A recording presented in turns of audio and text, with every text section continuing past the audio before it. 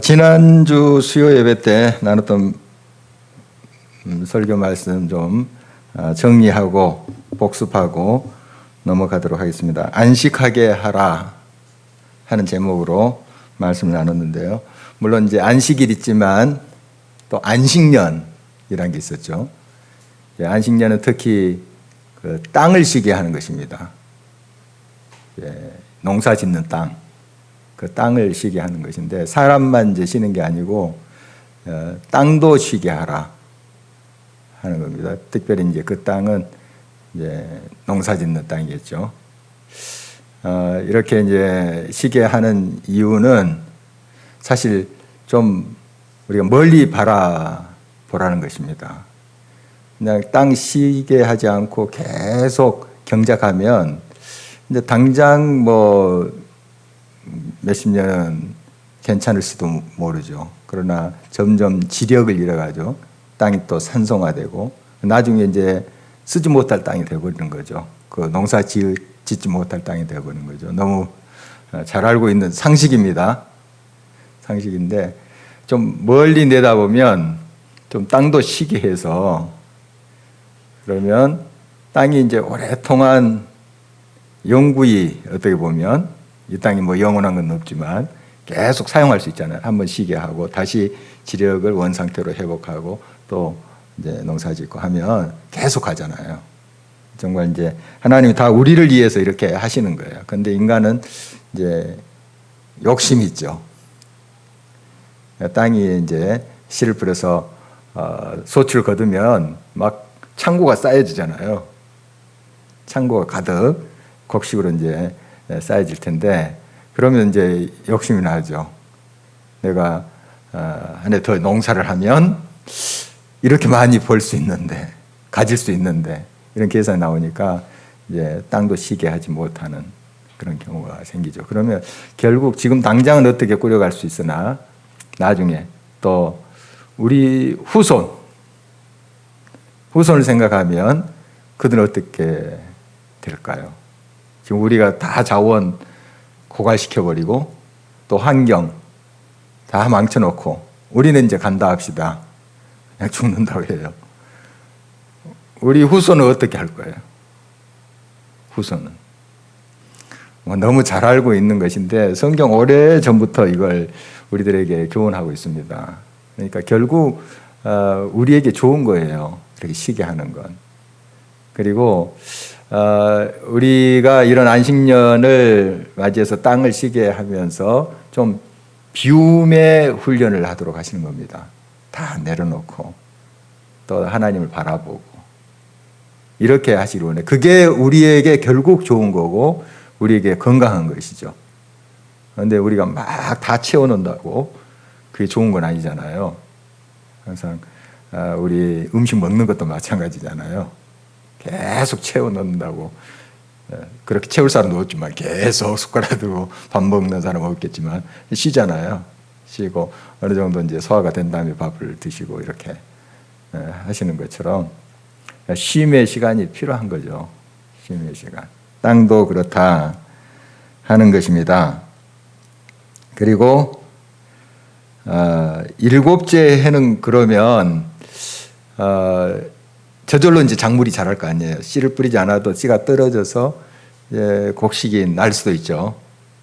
자, 이것도 이제 거두는 거예요. 거두지만 자기가 먹지 않고 누가 먹게 한다고요? 가난한 사람들 그리고 거류민들, 이주민들 이런 사람들 있죠. 그리고 들짐승들까지 먹을 수 있도록 그렇게 하라.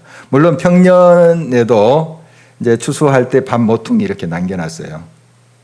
그거 이제 가난한 사람들, 거류민들을 위한 거예요. 평년에도 이제 그렇게 해요.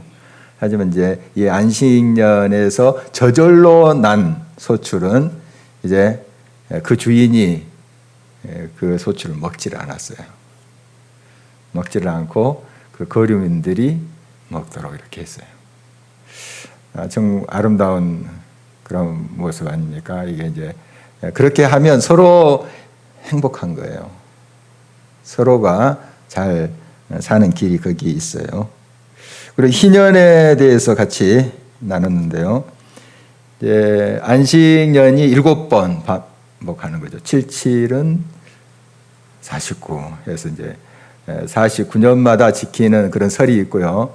1년 그 이듬해로 해서 50년마다 지켰다 하는 설이 있어요. 어떻든 그 의미는 같습니다. 이 희년에는 물론 땅도 이제 쉬게 하지만 그동안 내가 샀던 땅을 주인한테 그냥 돌려주는 거예요. 그리고 그 당시에 이제 종을 사고 팔고 했었어요. 그 종도 돌려주는 거예요. 그냥 희년에는 돌려주는 겁니다. 그러니까 이제 이스라엘 백성 동족 안에서 행해졌던 이야기죠. 그 이제 다른 타국의 사람이 아니고 동족 안에서 이제 가난한 사람이 먹을 것이 없어서 내가 종으로 살겠어 이렇게 할 수 있잖아요. 이제 이런 경우 이제 자유인이 되게 집으로 돌려보내는 거죠. 그게 희년입니다. 오늘도 이제 계속 그 희년에 대한 말씀이에요. 희년, 이건 이제 복되다 하는 희자입니다. 복되다, 경사스럽다. 그래서 그날은 막 경사스러워 축제하는 날이죠. 왜냐하면 종 되었던 그런 신분이 이제 자유인이 된 거예요. 얼마나 기쁘겠습니까? 우리가 종으로 안 살아봐서 잘 모르겠지만 굉장히 기쁘겠죠. 이제 또 자기 집으로 돌아갈 수 있다는 거 얼마나 기쁨이 되겠습니까? 그리고 잃어버렸던 땅 이제 다 팔아버렸기 때문에 그게 이제 자기 소유로 다시 돌아온다. 얼마나 기쁘겠어요. 그래서 막 축제하고 하나님께 감사하고 했었어요. 이 희년을 영어로는 주빌리랍니다. 주빌리라는 이제 단어가 요벨이라는 그 히브리어에서 나왔어요. 요벨. 이게 무슨 뜻인가 하면 수양의 뿔 이런 뜻이에요. 수양의 뿔. 이 희년에 수양의 뿔로 된 거, 다른 그 재료가 아니고 수양의 뿔을 불렀대요. 뭐 하여간 어떤 의미가 있는지는 자세한 건 없지만은 수양의 뿔을 가지고 만든 나팔 이걸 불렀대요. 요벨이라는 게 수양의 뿔인데 이 나팔을 불렀다 해서 이제 주빌리 희년 거기에서 이렇게 나왔다고 해요. 어쨌든 이 나팔을 분 날 우리가 지난번에 살펴봤어요. 그 나팔절에도 이제 뿔나팔 부르는데 이제 수양의 뿔이 아니고 다른 이제 재료로 된 건데 어떻든 이 나팔절은 히브리력 이 이스라엘 전력의 7월 1일이에요. 7월 1일. 그 다음에 7월 10일이 무슨 날이었을까요? 속죄일 기억하시죠? 속죄일인데 이 희년의 나팔을 분 날이 속죄일입니다. 50년마다 오는 희년인데 그 날이 그들의 달력으로 7월 10일이에요. 그들이 이제 7월을 신년으로 지켰거든요. 히브리력으로는 신년, 정월로 지켰습니다. 정월 7월 10일에 이 뿔나팔을 불었습니다. 속죄일이죠. 속죄일.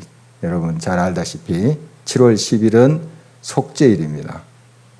속죄일에 희년을 선포했다는 게 얼마나 큰 의미가 있는지 우리 다시 한번 생각하게 됩니다. 우리의 가장 기쁜 게 뭘까요?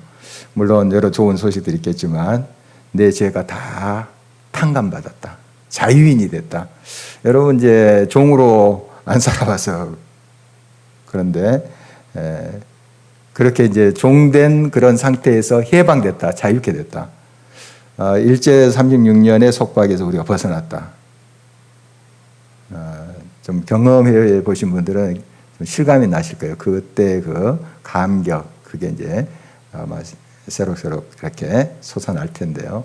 우리는 이제 직접 경험을 못 해봐서 간접적으로 듣기만 해서 책으로 보기만 해서 그 감각이 그렇게 또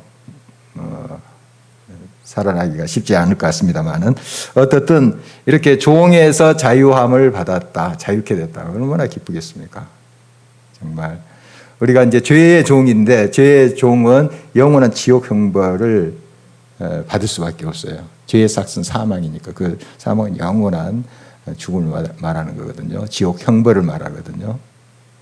그래서 예수 그리스도의 피로 죄값이 치러졌어요. 이게 속량이라는데 자유케 됐어요. 진짜 대단한 은혜를 우리가 받았는데 자유인이 된 겁니다. 자유인이. 지옥 형벌 우리가 경험을 못 해봐서 그렇지 이거 영원토록 고통당하는 겁니다. 불에 막 타오르는 불에 영원토록 고통을 당하는 거예요. 사라지지도 않아요. 그런 형벌을 내가 면하게 됐다. 좀 어떻게 설명을 해야 될지 실감이 안 납니다. 실감이. 정말 종된 자리에서 내가 자유케 됐다는 게 얼마나 큰 건지. 그래서 자유 아니면 죽음을 달라. 이렇게 외쳤던 우리 이제 선배들의 모습 잘 알고 있습니다. 차라리 죽여다오 하는 거죠. 자유 없으면. 그러니까 자유가 얼마나 귀한 것인지, 그게 귀한 선물인지 우리는 간접적으로 또 경험을 하면서 고백하게 됩니다. 어쨌든 이 희년은 자유를 선포하는 날, 자유케 되는 날, 기쁨의 날이죠. 축제를 한 날입니다. 이제 오늘 말씀은 이 희년에 그 온 백성이 축제를 하는 거예요. 그러니까 각 사람마다 50년째가 아니고 내가 만약에 이제 돈이 없어서 나를 이제 종으로 팔 수 있잖아요. 그래서 이제 가족을 이제 먹여 살릴 요량으로 내가 종으로 갈 수 있어요. 돈을 받았겠죠. 그러면 그때부터 50년째 돼서 내가 자유케 된 게 아니에요. 그냥 이 희년은 정해졌어요. 공동체적으로 딱 정해졌습니다. 자, 그러면 어떻게 계산을 할까 하는 거죠. 어떻게 그 몸값을 또 땅값을 어떻게 계산해야 될까? 뭐 여러분 이제 상식적으로 계산해도 다 나오겠지만 16절 한번 보도록 하겠습니다. 16절. 16절을 한번 보시면 한 목소리로 읽어볼까요? 화면에 나와 있죠. 연수가 많으면 너는 그것의 값을 많이 매기고 연수가 적으면 너는 그것의 값을 적게 매길지니 곧 그가 소출의 다소를 따라서 내게 팔 것이라. 이제 희년이 정해졌죠. 공동체적으로 정해졌는데 희년이 다가오려면 막 한참 있어야 돼요. 그러니까 희년을 지켰어요. 축제가 끝났어요. 그 다음 날 내가 나를 팔 수 있잖아요. 또 땅을 어쩔 수 없이 내 땅을 팔 수 있잖아요. 그러면은 앞으로 희년이 되려면은 한 50년을 기다려야 돼요. 그렇죠. 그걸 다시 땅을 되돌려 받고 내가 자유케 되려면 50년을 기다려야 돼요. 그러니까 그때 내 몸값은 어떻게 될까요? 나가겠죠. 비싸겠죠. 50년을 기다려야 되니까. 50년을 일해야 되니까 산 사람의 집에서 종으로 일해야 되니까 그때 몸값은 굉장히 나가겠죠. 비싸겠죠. 땅도 마찬가지예요. 50년이 그 다른 사람의 것이 됐어요. 그때 이 땅값은 굉장히 비싸겠죠. 너무 잘 이해를 하고 계신 데가 열심을 내서 또 설명한 것 같습니다. 그리고 이제 한 49년이 지났어요. 희년 이제 1년 후면 희년이에요. 공동체 이제 희년 선포하면서 뿔라팔 불면 막 춥지 않나요? 1년 후면. 그러면 내가 어쩔 수 없어서 내 밭을 팔았어요. 그 밭의 값은 어떨까요? 좀 싸겠죠. 1년 후면 내가 다시 돌려받으니까. 받으니까 그 밭값은 굉장히 상대적으로 싸게 팔아야 돼요. 그러니까 많은 값을 못 받아요. 희년이 가까우니까. 내가 이제 종으로 내 몸을 이제 팔더라도 그 당시 이제 문화죠. 팔더라도 다음 해가 희년이다 하면은 값을 많이 못 받아요. 그런 계산법이에요. 어떻든 그렇게 계산을 하는데 또 이제 밭을 이제 연수를 따라서 그렇게 계산도 하지만 오늘 이제 16절에 보니까 소출의 다소를 따라서 그러니까 같은 평수라도 같은 마지라도 소출이 많이 나오는 땅이 있어요. 그러니까 알죠. 주인은 알아요. 주인을 알고 보통 좋은 땅에는 소출이 많이 나오거든요. 이게 뭐 벼도 그렇고 보리도 보면 이 작물 보면 어떤 땅은 잘 돼요.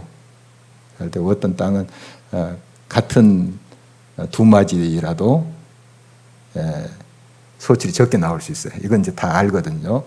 그러니까 그 소출에 따라서 정직하게 계산을 하는 거예요. 그래서 오늘 이제 본문 14절, 17절에 보니까 형제를, 이웃을 속이지 말라. 속이지 말라. 정직하게 해야 되죠. 소출이 많이 나오는 것처럼 해서 막 비싸게 팔고 그러면 안 된다는 거예요. 자기도 아는데 그 소출에 따라서 그 연수를 계산해서 정직하게. 거래는 공정해야 돼요. 공정 거래 되어야 됩니다. 정말 우리가 좀 이렇게 거래를 하고 장사를 하게 되면 좀 속이고 싶어하는 그런 마음이 생길 수 있어요. 조금만 내가 요령을 피우면 더 많이 받을 수 있어요. 그게 막 보여요. 그런데 사실은 그게 정직하지 않는 방법이 될 수 있어요. 본인이 알아요. 본인이 알아요.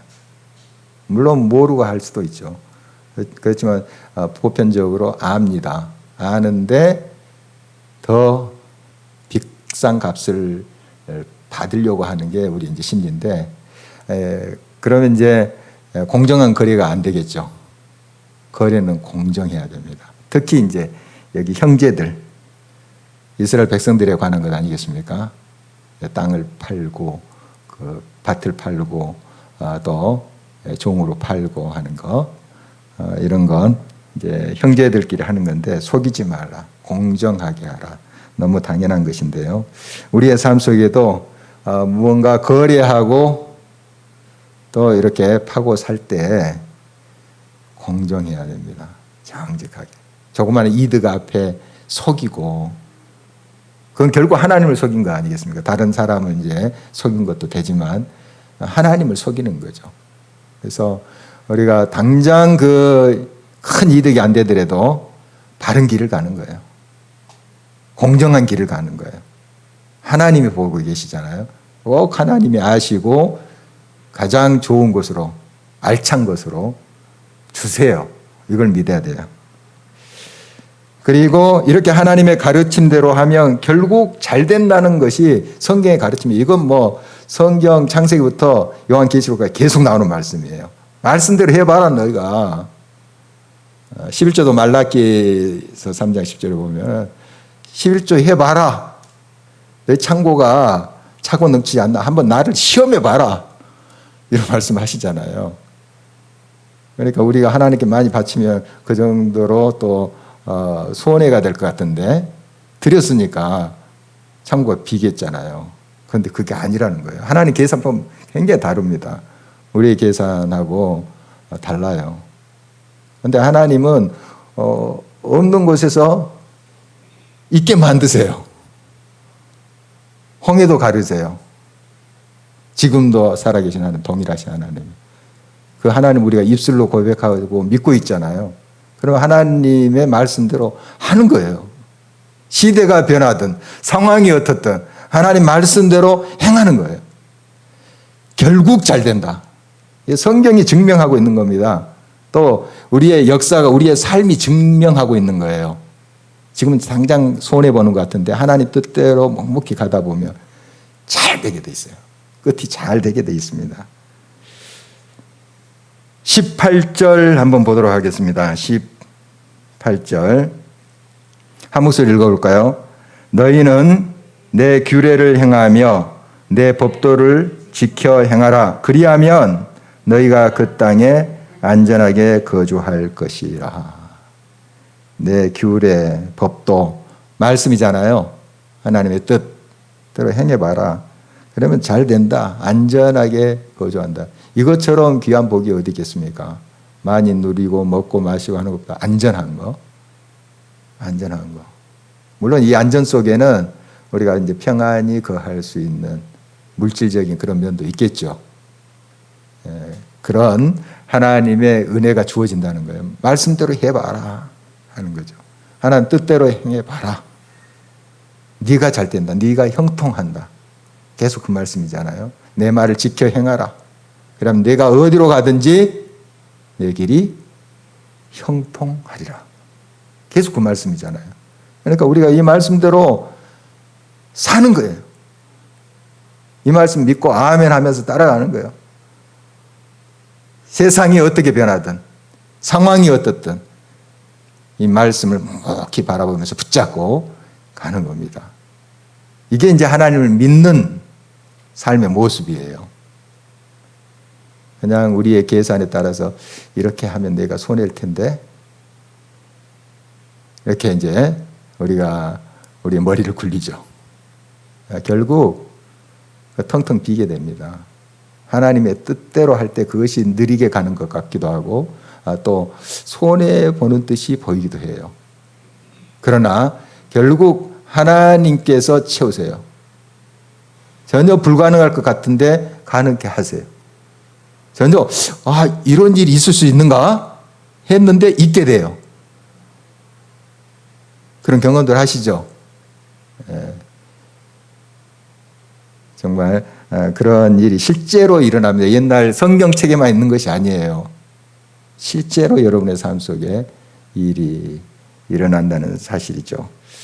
그 남강 이승훈 선생님 계시죠? 한 100년 전의 사람인데요. 이분은 어렸을 때 이제 부모를 여였다고 그래요. 부모가 돌아가셨어요. 이제 고아가 된 거죠. 고아가 된 건데 11살부터 나무집살이를 했어요. 막 심부름하고 요강 치우고 뭐 이런 일들 허드렛일 이렇게 했습니다.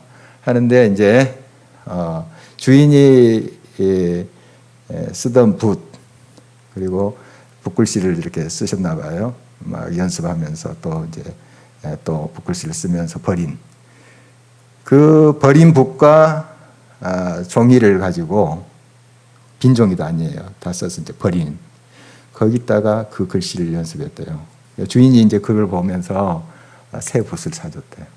하고 이제 종이도 사주고 열심히 이제 일하면서 너무 성실하니까 또 주인이 정말 사랑스럽게 보지 않겠어요. 그렇게 성실한데 꼬마가 그런데 그러니까 이제 그렇게 이제 붓도 사주고 그랬대요. 이제 혼자서 또 열심히 공부하고 뭐 이렇게 했다는데 16살 때 이제 그 주일이 또 운영하는 유기 공장 그 그릇 만드는 그런 공장에서도 일했는데요.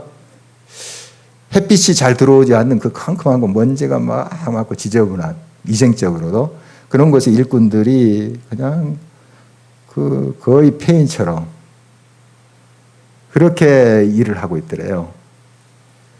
그리고 작업복 그대로 또 집에 가고 그대로 와서 또 작업하고 막 이러니까 이 건강도 안 좋고요.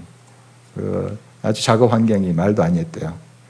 그래서 이제 자기는 좀 이런 것을 좀 개선하고 싶었던 거죠. 그래서 24살 때 이제 작은 유기 공장을 시작했대요. 작게 독립한 거죠. 독립해서 작업 환경부터 처음에는 이제 그렇지 못했대요. 다 그 유기 공장들의 그 문화가 있으니까 비슷하게 가지만 조금씩 개선해 갔대요. 그래서 이제 집에 갈 때 옷 갈아입고 가게 하고 작업복 따로 하고 또 창문도 만들어서 공기 통하게 하고 어떻게 보면 사소한 거예요. 사소한 거지만 그런 정신으로 그다음에 임금 대해서 정확하게 지불하고 다른 공장보다 조금 더 넉넉하게 이런 정신을 했다. 그때까지 이제 예수님을 아직은 영접하지 않은 상태예요. 이제 107년에 1907년이죠.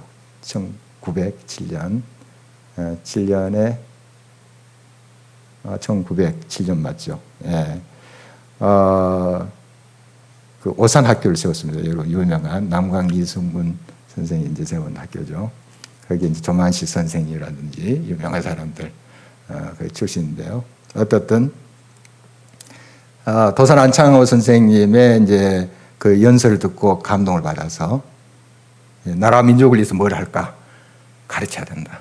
그래서 이제 학교를 세웠는데 이제 3년 뒤 그가 이제 예수 그리스도를 영접하고 장로님까지 됩니다.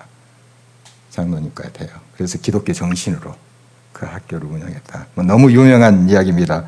그의 이제 정신이 그런 거예요. 정신이 바로 이런 희년 정신이에요. 희년 정신.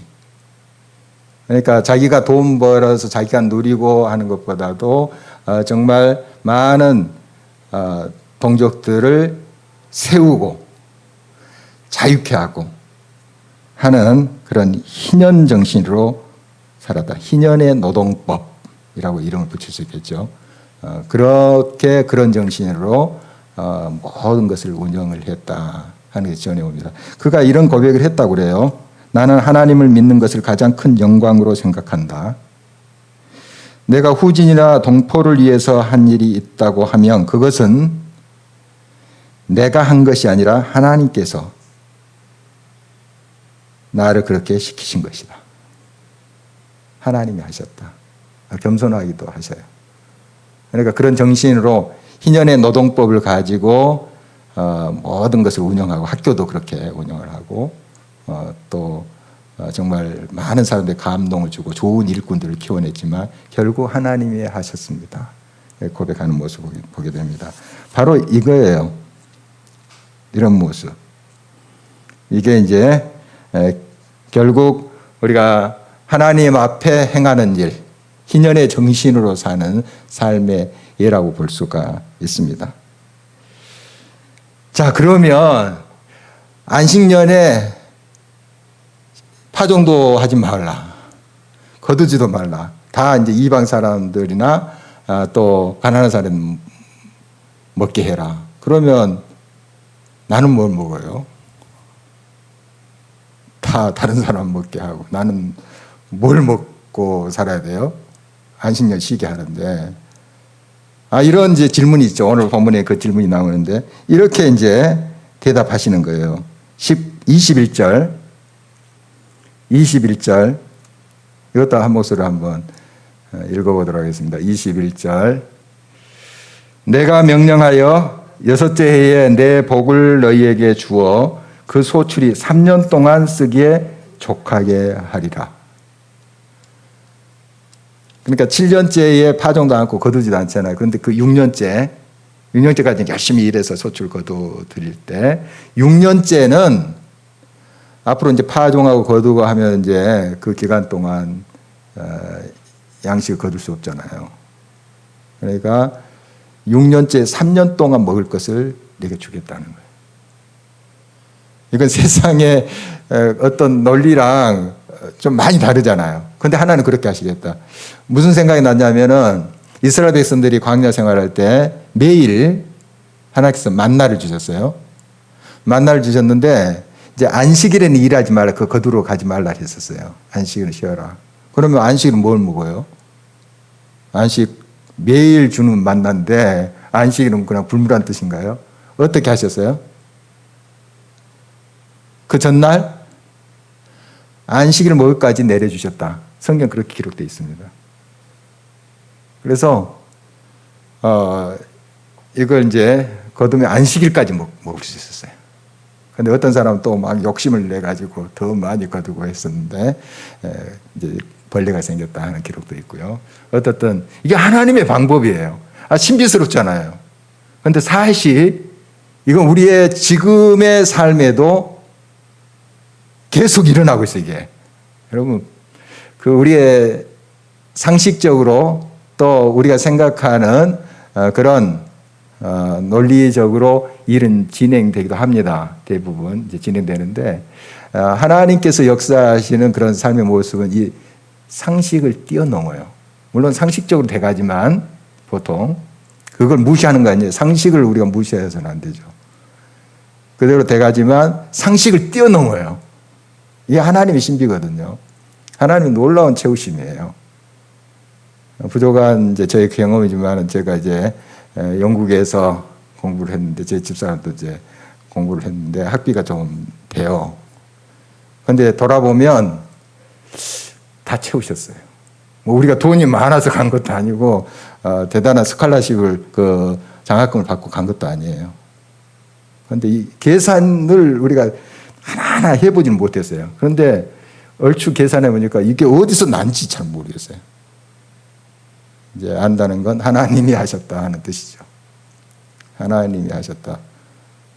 하나님의 계산품 놀랐습니다. 그런 체험들을 여러분 하고 계실 거예요. 하고 계실 겁니다. 영국의 이야기가 나왔으니까 좀 더 해보겠습니다. 지인의 이야기인데요. 그 가정 예배를 드렸대요. 계속 가정 예배를 이제 꼬마 이렇게 초등학생들 꼬마들하고 이제 가정 예배를 드렸는데 텔레비전에선가 그 아프리카 기아 그 어린이들 그 굶주리고 막 하는 그런 그 장면을 이제 보게 되면서 또 사진도 이제 그런 자료에 있어서 그걸 가지고 그 예배 때 기도를 했대요. 하나님이 성금을 보내라. 매달 얼마씩. 많지는 않아요. 많지는 않고 뭐 한 2만 원, 1, 2만 원 되는 거예요. 많지는 않죠.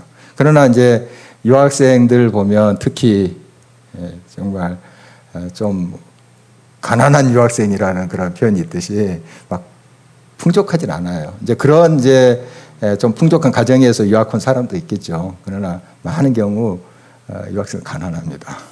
제가 그때 유학했을 때는 그런 살림에서 1, 2만 원 그것도 꽤 되는 겁니다. 사실 어떻게 보면 적은 돈이고 어떻게 보면 그러나 이것부터 우리가 결단하자 해서 매달 여기에 나가게 했습니다. 성금을 보낸 거죠. 은행 통장에서 나가게 하고 그 예배 때에 큰 아이가 좀 그 용돈을 모아놓은 거 둘째 아들은 막 펑펑 쓰고 친구 사주고 이렇게 하는데 이제 큰 아이는 그걸 소위 어떻게 보면 부두세처럼 모아놨어요. 한 우리 돈으로 3, 4만 원 3, 4만 원 정도 되는데 꽤 큰 돈이 얘들한테는. 그런데 그 예배 시간에 그걸 전액을 전 재산을 내놓았다고 해요. 이게 이제 작은 일이지만 이제 어떤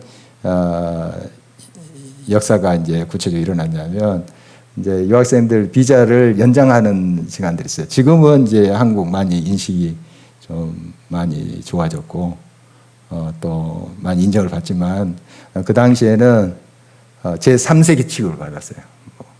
조금 무시당하는 일부러 뭐 무시한 건 아니겠지만 그래서 이제 이 비자 받는 것이 쉽지 않아요. 쉽지 않습니다. 막 새벽부터 줄을 서서 이렇게 받아야 되고 일본 사람들은 비교적 그 당시도 잘 받더라고요. 그런데 한국 사람들은 아프리카나 동남아시아 사람들처럼 그렇게 대우를 받았던 때예요. 그런데 그 은행 잔고라든지 은행 그 거래 내역을 첨부해서 가는 거거든요. 그 보니까 매달 조금씩이라도 아프리카 어린이들에게 보낸 그게 있는 거예요. 그래서 이제 질문을 하니까 이렇게 보낸 거다. 그래서 좋은 인상을 이제 받는 그런 일도 있었다. 뭐 좀 길게 이야기했지만 이게 이제 뭐 단면입니다. 단면이고 뭐 비자 받기 위해서 그런 일을 했다 그건 아니에요. 순수하게 내가 마음을 들었더니 하나님께서 이 모양 저 모양으로 하나님이 역사하시죠. 하나님 다 하시잖아요. 하나님 다 하시잖아요. 역사하시잖아요. 그리고 다 채우시고. 여러분 하나님의 계산법에 따라서 사시기 바랍니다. 정말 하나님 지금도 없는 것을 있게 만드시는 분이에요. 새 일을 창조하시는 분이세요. 채우시는 분이십니다. 그 하나님을 끝까지 우리가 의지하면서 믿음으로 행했으면 좋겠습니다. 사실상 우리는 거류민입니다. 오늘 이제 이 본문에 거류민이 나오는데 우리가 이전에 살펴본 거류민들은 이제 해외 이주민들 이런 사람들이에요. 이런 사람인데 같은 거류민이라는 이제 표현을 썼지만 다른 종류의 사람입니다. 한번 볼까요? 23절. 23절 같이 한번 읽어보겠습니다. 토지를 영구히 팔지 말 것은 토지는 다 내 것임이니라. 너희는 거류민이요 동거하는 자로서 나와 함께 있느니라. 이거 하나님 말씀인데요. 영구히 팔지 말 것은 다 이 토지는 네 것이 아니라 내 것이다. 하나님께서 이렇게 말씀하신 거예요. 이게 중요합니다. 내가 가지고 있는 거, 토지, 내 몸까지 하나님 것입니다.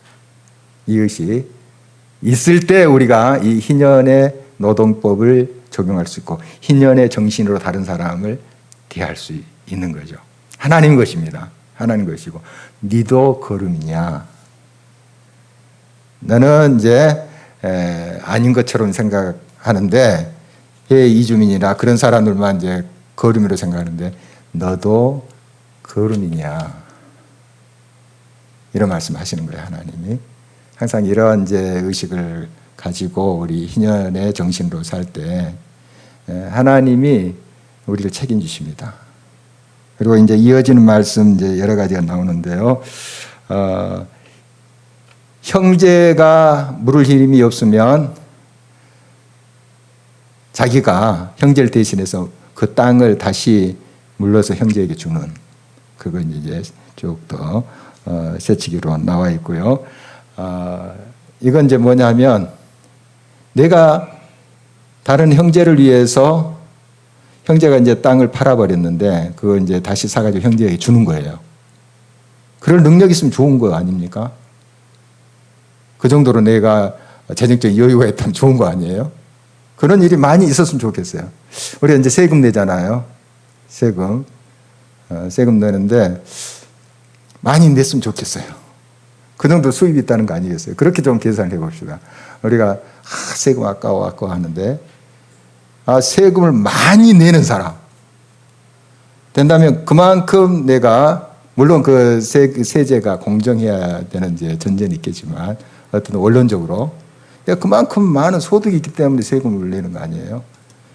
그리고 형제를 위해서 형제가 이제 돈이 없어서 밭을 팔았어요.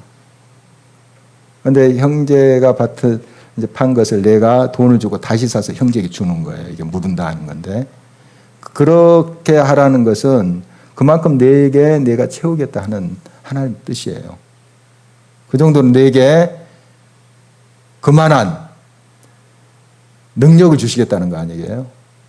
그러니까 이런 마음으로 우리가 이 희년의 정신을 적용해 갈 때 정말 우리의 삶이 얼마나 더 멋지고 풍요로울까 하는 생각을 하게 됩니다. 우리 함께 한번 기도하도록 하겠습니다.